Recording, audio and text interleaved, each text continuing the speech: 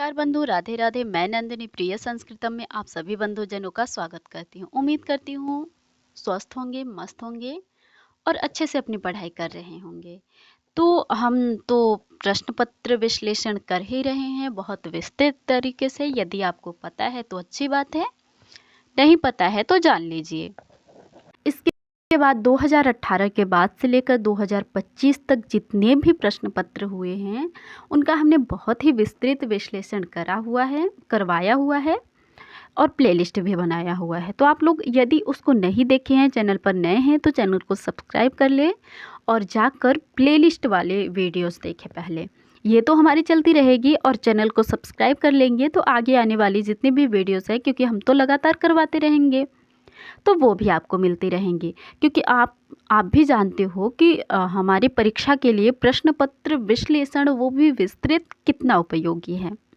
तो आप देख सकते हैं कि हम ये यूजीसी नेट जुलाई 2018 में जो हुआ था वो प्रश्न पत्र देख रहे हैं। यूजीसी नेट 25 कोड का संस्कृत का जो है नेट जेआरएफ की जो परीक्षा हुई थी हमारा जुलाई 2018 में, उस श्रृंखला में ये हमारे इस प्रश्न पत्र की पहली कक्षा है। हाँ जी, तो जैसे जैसे हम पीछे जा रहे हैं, क्योंकि हम घटते हुए क्रम में जो है कि प्रश्न पत्र विश्लेषण कर रहे हैं, तो प्रश्न थोड़े ठीक ठाक, हालांकि अब तो बहुत कठिन स्तर के बनने लगे हैं, किंतु हमें फिर भी तो देखना ही है कि क्या विश्लेषण, इसका क्या विकल्प, ये हमारे लिए बहुत उपयोगी होता है, चारों विकल्प का विश्लेषण देखना। तो चलिए देखते हैं पहला प्रश्न, आज का इस प्रश्न का पहला प्रश्न। सांख्यायन शाखायाः संबंधः वर्तते। सांख्यायन शाखा का संबंध है, किससे है? अथर्ववेद से, ऋग्वेद से, सामवेद से और या कृष्ण यजुर्वेद से। तो हमारे यहाँ 4 वेद हैं, चारों वेदों की अलग अलग शाखाएं हैं और वहीं से यह प्रश्न पूछा गया है। तो हम देख लेते हैं चारों वेदों की शाखाएं। सबसे पहले ऋग्वेद हैं, तो ऋग्वेद की साकल शाखा, बाष्कल शाखा, आश्वलायन शाखा, सांख्यायन और मांडुकायन, 5 शाखाएं हैं। तो ये सांख्यायन शाखा आपका जो है ये ऋग्वेद की शाखा है। ऋग्वेद अर्थात दूसरा विकल्प इस प्रश्न का हमारा सही उत्तर हो जाएगा। ये तो हो गई ऋग्वेद की बातें। अब हम यजुर्वेद की बात भी देख लेते हैं। यजुर्वेद में 2 शाखाएं हैं, कृष्ण यजुर्वेद और शुक्ल यजुर्वेद। तो शुक्ल यजुर्वेद की माध्यन्दिन या वाजसनेयी शाखा और काण्व शाखा है। कृष्ण यजुर्वेद की बात करें तो तैत्तिरीय शाखा, मैत्रायणी शाखा, कठ शाखा और कपिष्ठल शाखा है। सामवेद की बात करें तो कौथुमीय शाखा, राणायनी शाखा और जैमिनीय शाखा है। इसके बाद आपका अथर्ववेद की बात करें तो पैपलाद शाखा, तौद, मौद, सौनकीय, जाजल, जलद, ब्रह्मवद, देवदर्श और चारण वैद्य, ये आपकी शाखाएं हैं। तो इस तरीके से हमारा जो है इस प्रश्न का दूसरा विकल्प सही उत्तर है। तो अब हम अगले प्रश्न की ओर बढ़ते हैं। दूसरा प्रश्न है, द्राहयायण श्रौत सूत्रम कस्य वेदस्य विद्यते। तो श्रौत सूत्र मुख्य रूप से हमारा कल्प का भाग है। षड वेदांग जो है हमारा, उसके अंतर्गत कल्प आता है और कल्प के अंतर्गत 4 भेद होते हैं, गृह सूत्र, श्रौत सूत्र और सुलभ सूत्र। इस तरीके से 4 होते हैं जो हमसे श्रौत सूत्र के विषय में पूछा गया है, और धर्म सूत्र एक होता है। हाँ जी, तो श्रौत सूत्र के विषय में पूछा गया है। तो चलिए देख लेते हैं कि द्राहयायण श्रौत सूत्र जो है वो किस वेद का है। तो ऋग्वेद के आश्वलायन श्रौत सूत्र है और सांख्यायन श्रौत सूत्र है। शुक्ल यजुर्वेद का कात्यायन श्रौत सूत्र है और कृष्ण यजुर्वेद की बात करें तो बौधायन श्रौत सूत्र, आपस्तंभ श्रौत सूत्र, सत्यासाण या हिरण्यकेशी श्रौत सूत्र, वैखानस श्रौत सूत्र, भारद्वाज श्रौत सूत्र, बाधो श्रौत सूत्र, वराह श्रौत सूत्र, मानव श्रौत सूत्र, आर्षीय या कल्प या मशक कल्प सूत्र जो है हमारा श्रौत सूत्र जो भी है ये सामवेद का है। अब इसके बाद लाट्यायन स्रोत सूत्र भी सामवेद का है, द्राहयायन स्रोत सूत्र भी सामवेद का है, और जैमिनीय स्रोत सूत्र भी सामवेद का है। तो हमारा ये जो है द्राहयायन स्रोत सूत्र ये सामवेद का है। इस प्रश्न का चौथा विकल्प सही उत्तर होगा। और अथर्ववेद का स्रोत सूत्र कौन सा है? तो एकमात्र वैतान स्रोत सूत्र आपका अथर्ववेद का है ये। तो इस तरीके से इस प्रश्न का चौथा विकल्प सही उत्तर हो जाएगा। तीसरा प्रश्न क्या है? एतद्वचो ऋतमापि मृष्ठा आयत्य घोषानुत्तरायुगानि इति मंत्रांशो वर्तते। यह मंत्र का अंश जो है कहाँ से है? तो हमारे पाठ्यक्रम में कुछ सूक्त हैं, तो कुछ संवाद सूक्त भी लगे हुए हैं। ये 4 संवाद सूक्त हमारे पाठ्यक्रम में लगे हुए हैं, और हमसे पूछा गया है कि इन चारों में से यह जो मंत्र है कहाँ का है।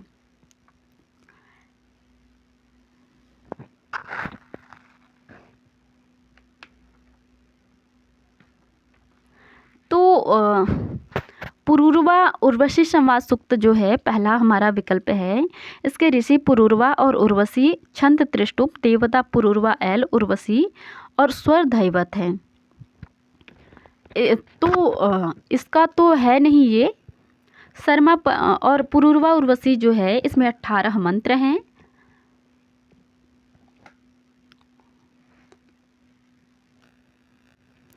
ऋग्वेद के 10वें मंडल का 95 नंबर का सूक्त है। और शर्मा पणि सूक्त की बात करें तो ये आपका ऋग्वेद के 10वें मंडल का 108 नंबर का सूक्त है। और विश्वामित्र नदी संवाद सूक्त जो है, यमी संवाद सूक्त आपका जो है 10वें मंडल का 10वां सूक्त है ऋग्वेद के। और जो यह हमारा मंत्र जिस सूक्त से संवाद सूक्त से आया हुआ है वह है विश्वामित्र नदी संवाद सूक्त। यह ऋग्वेद के 3रे मंडल का 33वां सूक्त है। इसमें कुल 13 मंत्र हैं। तो मुख्य रूप से यह जो है इसके ऋषि पणि एवं शर्मा हैं, देवता शर्मा एवं पणि है। कुल 11 मंत्र हैं। क्षमा कीजिए, यह तो हम शर्मा पणि संवाद सूक्त के विषय में बता रहे थे। यमी संवाद सूक्त में 14 मंत्र हैं। पुरूरवा उर्वशी में आपके 18 मंत्र हैं। विश्वामित्र नदी संवाद सूक्त की बात करें तो यह जो है 3रे मंडल का 33वां सूक्त है। कुल 13 मंत्र हैं। विश्वामित्र ऋषि हैं। नदियां जो है विपाट और श्रुतोद्री देवता हैं। छंद पक्ति और त्रिष्टुप है।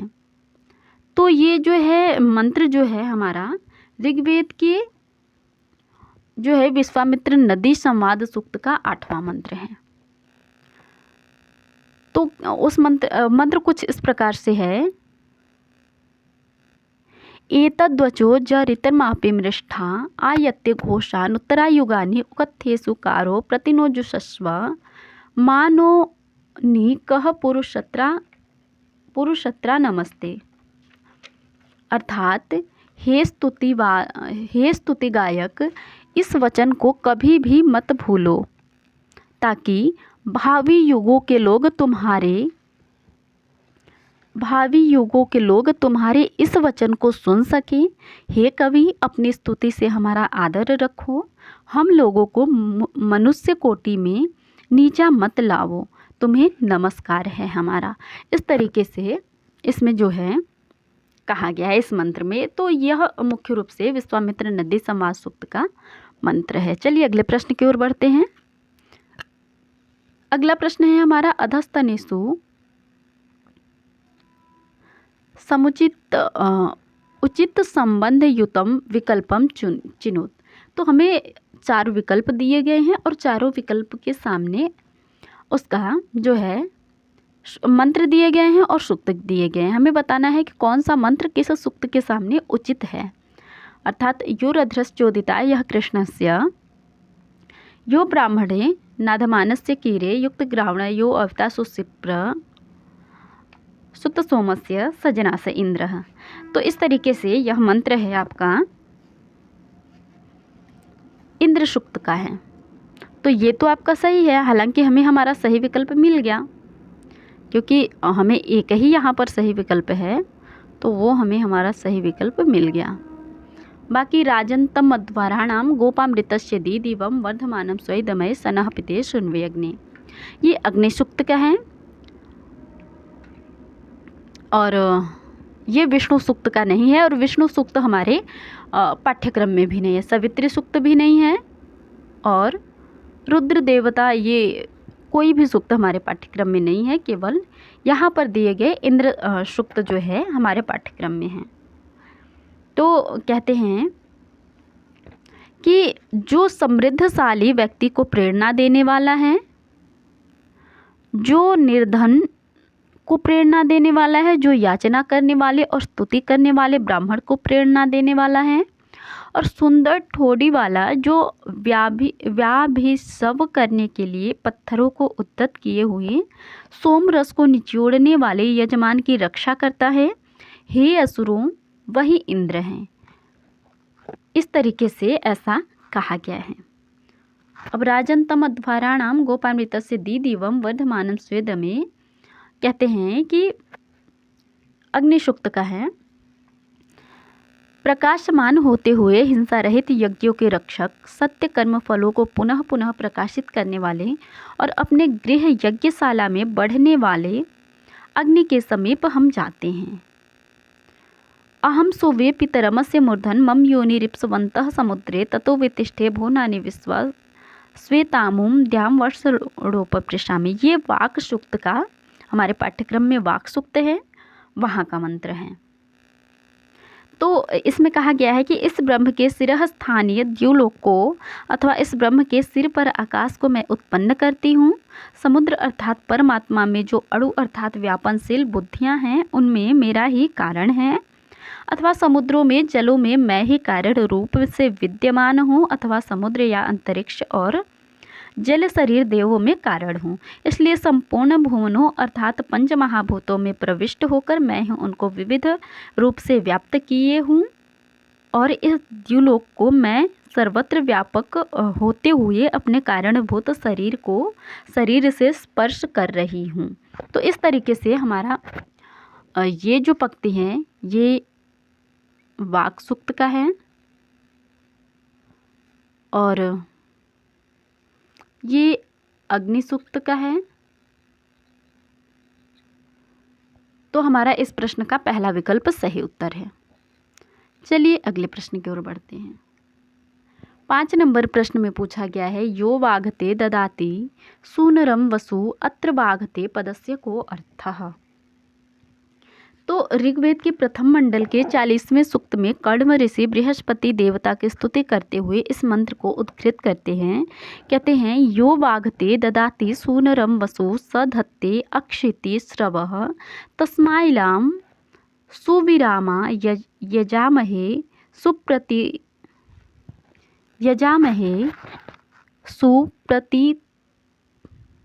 प्रतुर्तिमनेहसम। अर्थात जो मनुष्य ऋत्विक के ग्रहण योग्य धन दान करता है वह अक्षय अन्न प्राप्त करता है। इसके लिए हम लोग इला के पास याचना करते हैं। इला सुवीरा है, वह शत्रु का हनन करती है, उन्हें कोई नहीं मार सकता। सायण भाष्य में वाघते पद के विषय में बताया गया है, यह यजमान वाघते ऋत्विजे सूनरम सुष्ठु नेतव्यम वसुधनम ददाति। तो यहाँ पर वाघते शब्द का अर्थ है यज्ञकर्त्री। इसलिए इस प्रश्न का हमारा पहला विकल्प सही उत्तर है। चलिए अगला प्रश्न देखते हैं। नामाख्याताभ्याम वियुक्ता अपि उपसर्गाः वाचकाः भवन्तीति कस्य मन्यते। नाम आख्यात इत्यादि से वियुक्त होने पर भी उपसर्ग वाचक होते हैं। ऐसा जो है किसका मानना है? तो ऐसा गार्ग्य का मानना है। चलिए इसके विषय में देखते हैं कि यास्क विरचित निरुक्त में पदों का 4 प्रकार से विभाजन किया गया है, नाम, आख्यात, उपसर्ग, निपात। आख्यात के विषय में कहते हैं, भाव प्रधानम आख्यातम भवति इति भावः, अर्थात भाव या क्रिया की जिसमें प्रधानता होती है उसे आख्यात पद कहते हैं। जैसे आस्ते सेते व्रजति तिष्ठति ति। नाम के विषय में कहते हैं सत्व प्रधानानि नामानि। सत्व अर्थात द्रव्य की प्रधानता जिसमें होती है उसे नाम कहते हैं। जैसे गौ, अश्व, पुरुषो, हस्ती इति। उपसर्ग के विषय में कहते हैं उपसर्गों की संख्या 22 हैं। इन उपसर्गों का अपना जो है अर्थ होता है या नहीं, इस विषय में दो मत पाए जाते हैं। प्रथम पक्ष उपसर्गों के को द्योतक मानता है। द्योतक पक्ष में न निर्बद्धा उपसर्गा अर्थात निराहुरिति साकटायनः। नामाख्यातयोस्तु कर्मोपसंयोग द्योतका भवन्ति, अर्थात नाम और आख्यात से अलग करके वाक्य में प्रयुक्त हुए उपसर्ग अर्थों को निश्चित रूप से नहीं कहते। नाम और आख्यात के अर्थ को उनके बिना मिलकर द्योतन करने वाले होते हैं, क्षमा कीजिए, उनके साथ मिलकर द्योतन करने वाले होते हैं। यह साक्याटायन का मत होता है। द्योतक पक्ष में उपसर्गों का अपना अर्थ नहीं होता है, वे जिसके साथ मिलते हैं उसके अर्थ में विशेषता का बोध कराते हैं। द्योतक पक्ष का खंडन करते हुए आचार्य गार्ग्य कहते हैं कि उपसर्ग को वाचक मानते हैं।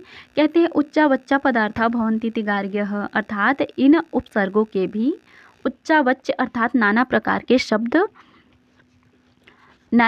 के शब्द जो है इस अर्थ में प्रयुक्त होते हैं, इसलिए इनका जो है अर्थ होता है वह नाम तथा आख्यात से अलग प्रयुक्त होने पर भी नाम तथा आख्यात के अर्थ में परिवर्तन करने वाले उस अर्थ को उपसर्ग कहते ही हैं। यह गार्ग्य का मत है।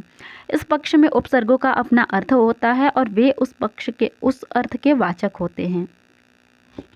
तो ऐसा मुख्य रूप से गार्ग्य का है। कौत्स तो मंत्रों को अनर्थक मानते हैं और वार्ष्यायणी का सद्भाव विकार प्रसिद्ध है। तो इस तरीके से इस प्रश्न का हमारा तीसरा विकल्प सही उत्तर है। चलिए अगले प्रश्न की ओर बढ़ते हैं। चौथा कहते हैं कि वेदेषु एव प्रयुज्यते प्रत्ययः, वेदों में कौन सा प्रत्यय प्रयुक्त होता है इनमें से। तो यहाँ पर जो है अध्यय जो शब्द है हमारा ये केवल वेद में प्रयुक्त होता है, जबकि तुमुन, कत्वा और त प्रत्यय आपके लोक में प्रयुक्त होते हैं। तो इसलिए इस प्रश्न का हमारा पहला विकल्प सही उत्तर है। चलिए अगले प्रश्न की ओर बढ़ते हैं। इस प्रश्न में पूछा गया है यस्मान्न ऋते विजयन्ते इत्यत्र यस्मात् पदेन कः गृह्यते। तो ऋग्वेद के द्वितीय मंडल के 12वें सूक्त में ऋषि गृत्समत इंद्र देवता की स्तुति करते हुए यह मंत्र उद्घृत करते हैं। कहते हैं यस्मान्न ऋते विजयन्ते जनासो यम युध्यमाना हवशे हवन्ते यो विश्वस्य प्रतिमानं बभूव यो अच्युत स जनास इंद्रः। अर्थात हे जिस इंद्र के बिना मनुष्य विजय को प्राप्त नहीं करते, युद्ध करते हुए सैनिक अपनी रक्षा के लिए जिसका आह्वान करते हैं, जो संपूर्ण जगत का प्रतिनिधि या रक्षक है, जो क्षय रहित पर्वतों का भी विनाश करने वाला है अथवा अचल को भी बनाने वाला है, हे असुरों वही इंद्र है। यहाँ पर जो है यस्माद् ऋते मंत्र में यस्माद् पद का अर्थ इंद्र है। तो मुख्य रूप से यह सूक्त भी यदि आपको मंत्र भी याद रहा होता कि यह मंत्र कहाँ का है, तो जाहिर सी बात है इंद्र सूक्त का है, तो इंद्र के विषय में ही है, तो इंद्र इसका सही उत्तर हो जाएगा। हालांकि रुद्र और विष्णु हमारे पाठ्यक्रम में है ही नहीं, तो ये तो वैसे भी नहीं होंगे। वरुण सूक्त हमारे पाठ्यक्रम में है, तो यदि आपको मंत्र याद था तो भी आपका काम चल जाता। चलिए अगले प्रश्न की ओर बढ़ते हैं। ऋग्वेदस्य कस्मिन् मंडले विश्वामित्र नदी संवाद सूक्तस्य विद्यते। ये सारे प्रश्न आपके वैदिक यूनिट से आ रहे हैं, तो और वो भी बहुत आपके कठिन प्रश्न नहीं हैं, ठीक ठाक प्रश्न हैं। यदि ऐसे प्रश्न ना बने तो फिर क्या ही मतलब है, मतलब ऐसे प्रश्न बनने चाहिए। तो चलिए देखते हैं। ऋग्वेदस्य कस्मिन् मंडले विश्वामित्र नदी संवाद सूक्तम विद्यते। तो विश्वामित्र नदी संवाद सूक्त तो हमने अभी देखा ही है कि ये तीसरे मंडल में है।